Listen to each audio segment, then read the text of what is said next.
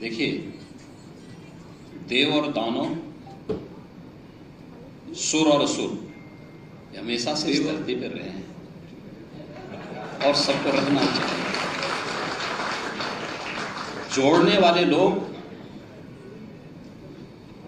ये मानव परंपरा में है, तोड़ने वाले लोग दानव परंपरा को मानने वाले लोग हैं, उनके अनुयायी हैं।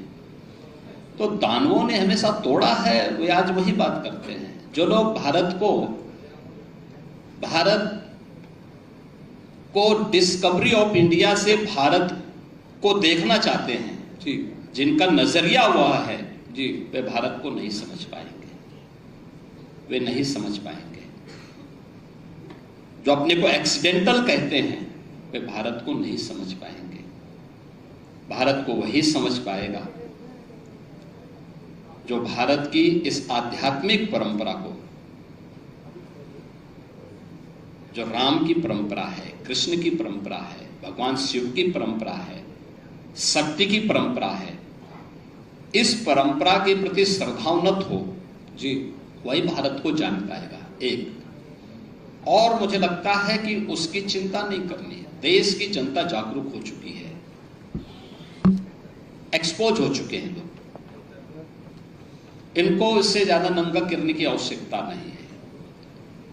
क्योंकि हमें तो कभी कभी डर लगता है कि कहीं इससे ज्यादा इनको और एक्सपोज करें तो कहां ये मोती खाने लायक बचेंगे, कहीं नहीं बचेंगे। एक दूसरी स्थिति है, जहां तक आपने वक्फ की बात की है जी, मैं तो कभी कभी आश्चर्य होता है, ये वक्फ बोर्ड है या कोई माफियाओं का बोर्ड है, भू माफियाओं का बोर्ड बन गया। अरे याद रखना, एक एक इंच लैंड लेंगे। हमने उत्तर प्रदेश वक्फ अधिनियम में संशोधन किया है, पूरी 1369 फसली से लेकर के अब तक की एक एक राजस्व के अभिलेख की जांच करवा रहे हैं, और जिसको भी वक्फ के नाम पे कब्जा किया होगा उस एक एक इंच लैंड को लेकर के वापस करेंगे और गरीबों के मकान बनाएंगे, सार्वजनिक संस्थाएं, अस्पताल बनाएंगे, अच्छे शिक्षण संस्थान बनाएंगे। और कुंभ में दावेदारी करने वाले लोग जी, अपनी गनीमत देखो, अपनी खाल बचा लें तो गनीमत होगी उनके। वो कहते हैं कि वो कहते हैं, सवाल मेरा है, वो कहते हैं कि ये हमारी धार्मिक अधिकार, हमारा धार्मिक अधिकार, हमारी धार्मिक अधिकार हमसे कैसे खींची जा सकती। जब इनका बीज नहीं फूटा था, हमारी कुंभ की परंपरा उससे पहले से।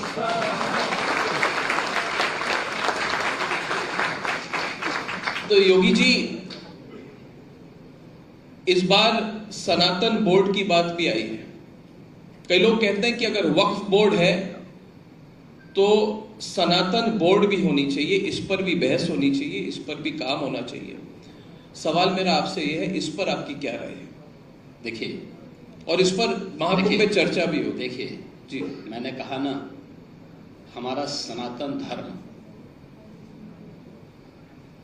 की ऊंचाई आकाश से भी ऊंचा है, इसकी गहराई समुद्र से भी नीचे तक है। इसकी तुलना किसी मत और मजहब से नहीं करनी चाहिए, कतई नहीं। मैंने कहा ना, वक्फ के नाम पर भूमाफिया के रूप में काम करने वाले उन लोगों से हम अपनी तुलना न करें। हमारा सनातन धर्म बहुत बड़ा है, बहुत बड़ा है। हमें उस विराटता का परिचय देना होगा। हाँ, सजग रहना होगा, फूट डालने वाले उन तत्वों को जो हमारी विरासत को नुकसान पहुंचाने का काम कर रहे हैं। और जहां तक आपने समाजवादी पार्टी के बउआ की बात की है, मैं बताना चाहूंगा, ये लोहिया जी के नाम पे राजनीति करते हैं। कभी डॉक्टर लोहिया को पढ़े तो उन्होंने कहा था कि अगर भारत को समझना हो तो दो बातों को याद रखना। एक, सच्चा समाजवादी वह है जो संपत्ति और संतति से दूर रहे, इनका उदाहरण आप देख सकते हैं। और दूसरा, उन्होंने कहा भारत को अगर समझना हो तो राम, कृष्ण और शंकर, इन तीनों को पढ़ो, तीनों का अनुसरण करो।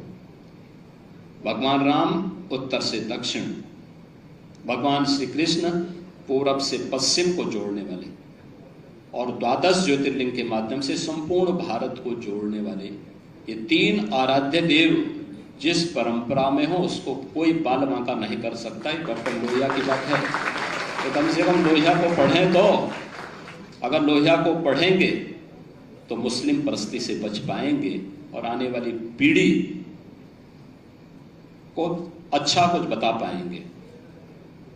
जिन्होंने केवल एक ही बात सोची है, एक ही बात जानी है, उन लोगों से क्या उम्मीद कर सकते हैं।